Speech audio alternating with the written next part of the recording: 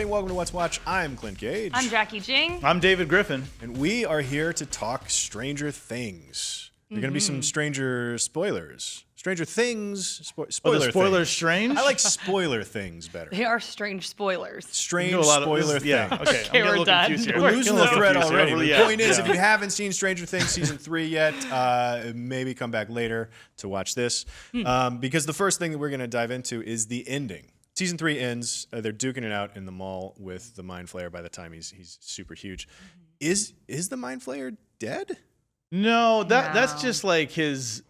He has minions. Mm-hmm. You know, the Mind Flayer is like the big boss. I don't think they're going to defeat the Mind Flayer until the final season. Yeah, I agree. The Mind Flayer is the big boss. That's one of his minions. He has hosts that do his bidding, and through all like the goo and bone and guts, it creates this creature. Once they close the gate, its connection to the boss, to the Mind Flayer, goes away, and that's what causes it to die. But it's not, the Mind Flayer is still alive and well in the Upside Down. Yeah. So I haven't talked to him lately, but I assume he's doing all right over there. Haven't heard from him yet. Oh, But yeah. he's still a little mad. He's not a little salty. He's had a couple about defeats. things. He's getting upset. Yeah. For me, like a really awesome part of the ending, I felt was like Billy's redemption, which is, we were chatting earlier, and you were like, I hate that character when you first started watching. And I mean, Billy's incredibly unlikable. He's a bully. He's selfish. I mean, we could list all of his negative traits, but I just found that scene with Elle so powerful. I don't know why. Honestly, it was like the only scene that I cried in, that I got like a little watery-eyed. Yeah.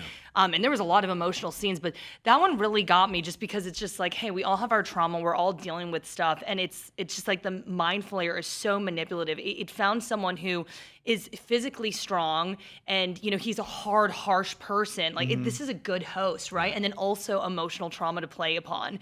And for Elle to be able to break him and like get that little connection with him, and then for him to just take that tentacle, like block it off when her leg is like all messed up. I just really felt like he redeemed himself, and I was pretty happy with that ending. I was hoping somehow he would end up surviving, but I thought he was one of the stand-up performances the whole season. I would thought agree he with was that great. too. Like going back to the scene in the sauna with him pleading, you know, with his sister, with Max. You couldn't tell. It's like, is he pleading because he really does feel bad, or is he manipulating her? Like, is some of him like just like Darth Vader? You know, is he more machine now than man? Is there some good still in him? You know, and at the end you see there is good in him, and you feel really bad, because I would have liked to have seen more Billy. Yeah. You know? I thought he was I agree, he was the best part of this season. One of the best parts of this season. Yeah. And one of the best parts of season 2 also. I thought he was, even when he was just like flat out bully, but he did it in an interesting way. Like, you could see there was some struggle there, especially like in how he dealt with his dad and everything, and then learning about his backstory, you know, his experience with his mother, and that being sort of the driving force behind who he is. So yeah, he's super, super interesting. And also too, another thing that, you know, at the end is the reveal about, you know, Elle seems lost her powers. Right. For now. Oof, For yeah, now. that's I like what big Mike's drop. are. Mike's like, they'll come back. Don't worry. I'm sure they'll come back. Yeah. But we always wonder that, because at the end of season 2, when she closes the portal, she's wiped out. She's tired. She can't fight anymore. So there's a limit to her Both powers. nostrils bleeding. Yeah. Both, instead of just the when one. the one bleeds, it's like, okay, it's okay. When both bleed, that's a bad sign. She's gone We need too to talk far, to a but- doctor about that. Yeah, I know. It's like, what's I'm up with the real nosebleeds? curious. Like, it can't be healthy. It's got to be like some brain damage going on You there. actually Well, had some they even talk theories about it. it they talk about it in the show too. This Yeah. which I was like, thank you. Finally, somebody mentions the nosebleeds. Yeah. So I mean, you wonder like what that means for her future. But I like that she lost her powers, because then I like seeing, she can't be the answer to everything. Yeah. She can't be like, oh, well, Elle will just come and save the day. It's like, I like that the kids had to work together without her powers to win. And I mean, even though in the end, Hopper, of course, and in that situation, but the kids still helped out too. And it was nice to see Elle lose her powers just so they could work together. It was good to see Lucas's fireworks plan really pay Oh my off. gosh, I loved it. It was I'll get to a little fun.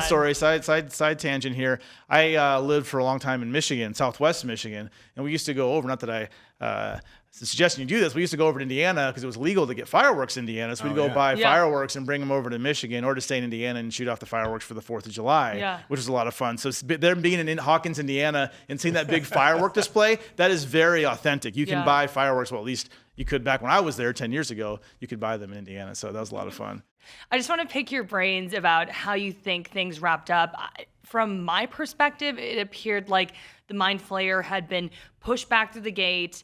They locked it up. He's over there now. His campaign this time around failed. Like, he was trying to use Billy, and Billy did a pretty damn good job, right? He got real close. decent army together, but A lot of people he failed turned to this goop. battle, right? Yeah, I mean, that's the one thing that's disappointing to me about the season. I think the best thing about the show, hands down, is the kids and their friendships. Joyce and Hopper are awesome. Like, it's about the character building moments. I mean, even though the sci-fi and fantasy elements are a lot of fun, it's really those moments, because I really wanted to see more a deep dive into the Upside Down. I want to know more about the mythology, and it seems like they were Duffer Brothers were trying to go there in season 2 with that episode 7, the infamous episode 7 that no one really liked, even though I kind of liked it, where they tried to expand the world, and you have 8 and her little band of X-Men that they have over there, and then it's like, this season, it's like, we're not going to address that again. Like, that's not important, 'cause I don't think people like that. They like what happens in Hawkins.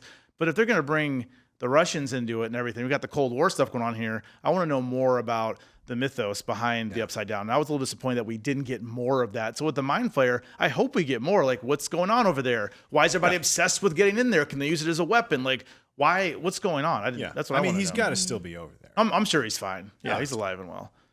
And The also, Mind Flayer. side He note, hasn't called guys, you back, though. side Don't note, worry David. about the Mind Flayer. He's going to be fine. another side note, we need a drinking game for every time Will reaches back to touch his neck. Yeah. It's like Harry Potter, like, oh, he's here. Right. He's here. It's just like, he's here. It's like, okay, we get it. I kind We of get love it. that. It's Frodo looking at the ring. Yeah. It's like, yeah. All right, so those are some of our thoughts about the ending of Stranger Things Season 3. Let us know what you think about it in the comments below. And as always, subscribe to IGN wherever you like to watch.